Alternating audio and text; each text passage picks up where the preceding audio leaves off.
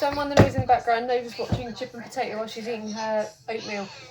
So this is what I mean by that pokey stick thing. This is what I've got with my Vitamix, which doesn't look very clean, but it is. It's just well used. But we've got frozen bananas. They're set in a lump, so I need to whack them. So when they do that, rolling pin.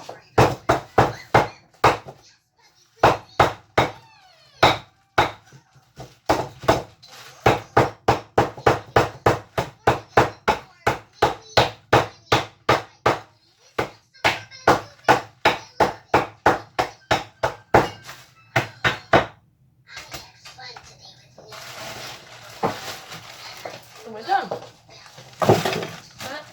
I like to add a bit of coconut water as my liquid to get it going.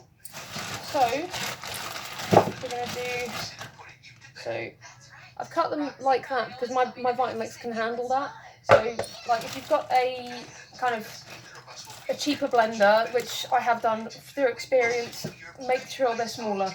So cut them probably, let me just pull that off.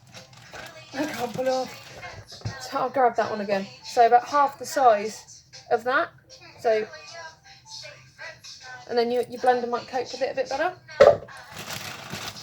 So I am going to make chocolate and ice cream because I'm feeling chocolate after the week I've had. That's one banana. So probably about 2 to 3 pieces.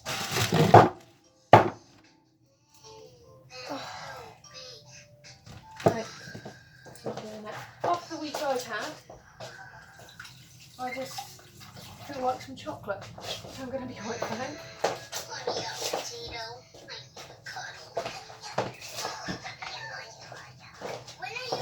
Every day's been an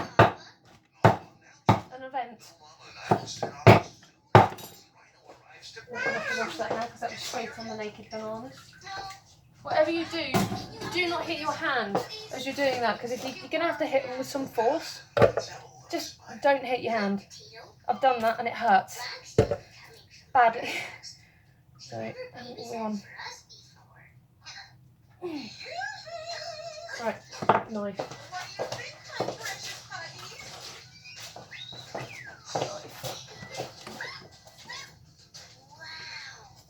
Should actually wash my hands before because they're a bit slippery. So I'll give that a rinse. Right, I recommend doing half of your bananas first, then putting your cacao powder in if you're making anything like chocolate ice cream or anything that has powder. So if you're making acai with dried acai, use the powder halfway through, because if you put it over the top, when you blend it, it will puff up. As I've found, and it all sticks to the side and the lid. So what do we got?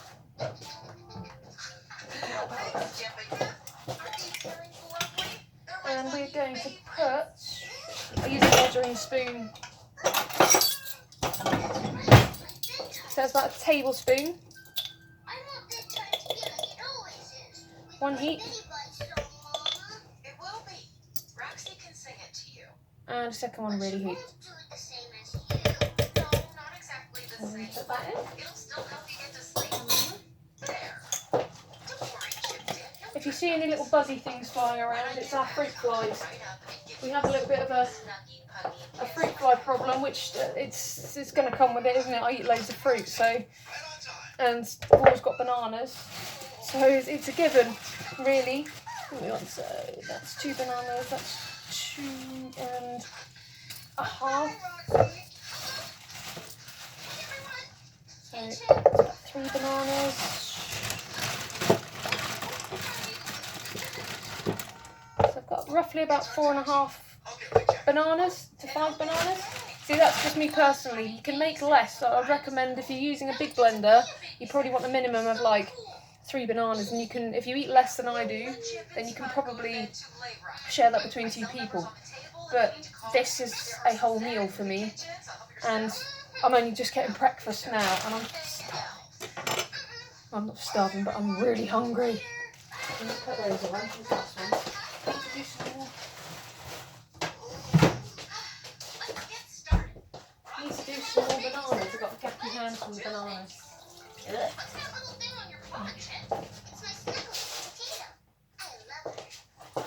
And if you've cut them on the side, like I have, naughty, should have used a chopping board. I've got all those chopping boards, as my friend said the other day. Noosh, you have all those chopping boards and you're chopping on the side. To be fair, I was in a rush. But, hey ho. Let's have a look. So, probably quantity-wise, here's my quarter cup. Just use that for noble oats. I'm going to move that knife over to there. I'm going to watch that. Ta-da! Stop standing up. Sit down. Oatmeal face. Right, that's a quarter cup. So I'm going to add a quarter cup of this. And that's to 4.5 to 5 frozen bananas in bits. Okay? I think that wasn't fermented. No, it's fine. Absolutely fine. Use that if you buy things like this. Make sure you use them, even if they're in the fridge, use them within about 2 to 3 days because they don't keep very long. Now, we're about to get really noisy. Really noisy. So what you want to do, I don't know if you can, I don't know if I can kind of do this so you can see. Let's find, I know.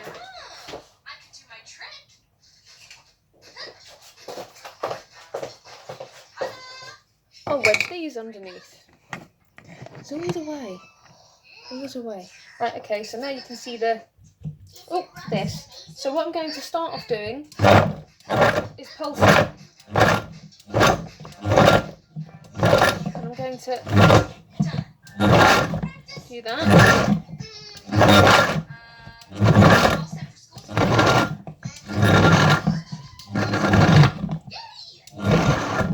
You want to get it going first because it will burn out pretty quick. This takes a lot on your motor, so you don't want to burn the motor out. Otherwise it will take like an hour to cool down. So you want to alternate speeds. So that's not moving, annoyingly. I've compacted it down a little bit. There we go. So I'm going to turn the speed up a bit. It's all about playing around with the speeds and the pulsing and turn that off in a minute. Just seeing what works to get it moving. So if it's the first time you've done it, I would recommend allowing a bit more time. And the first few times you do it, I'd recommend allowing a bit more time.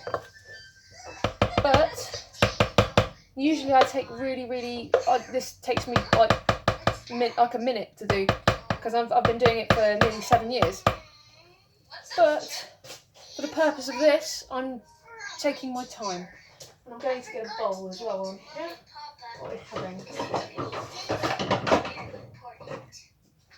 think we'll have this one, coconut bowl. So I'm going to put that there. So I'm going to put my spoon in there.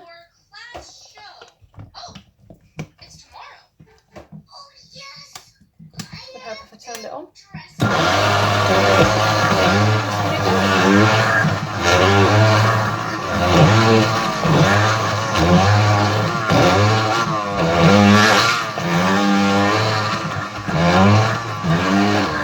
What you also want to do is when it's blending, if you've got one of these or anything that's got this sort of what's it called, a dapper? I can't remember what it's called. Someone tell me what it's called. If you know what it's called, please tell me. But use it to scrape down any kind of residue from the sides as it's like starting to spin. But ideally you've got to alternate between full-on spinning the blender and doing pulsing. Because that's how you get that soft serve texture. As you can see, it's starting to take now. That's all at the top.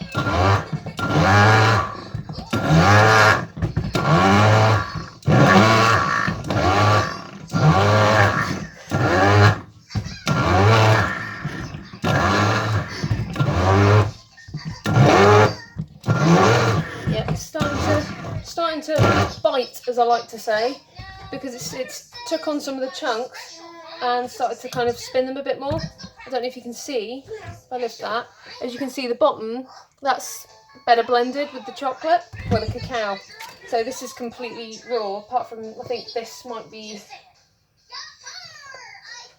I don't know, what's the word? I'm forgetting words. I can't remember the word, but it's there's an element of this that makes it not raw, and I think it's how it's processed. It's to keep it preserved. That's what it makes sense. I forget words. I don't know what's happening to me. Right, let's get this going. So now.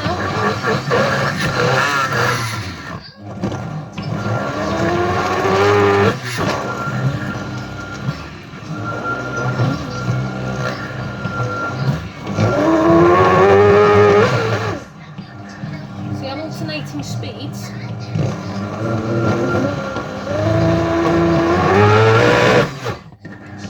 And it's really starting to take.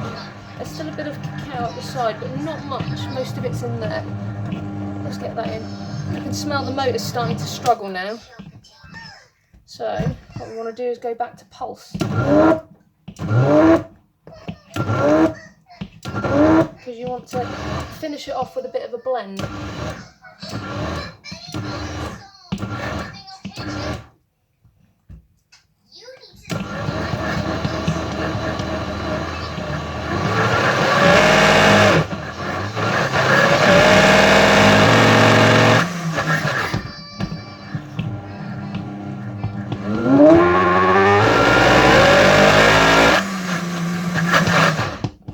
And that is looking like it's done. I think I'm just doing this bit.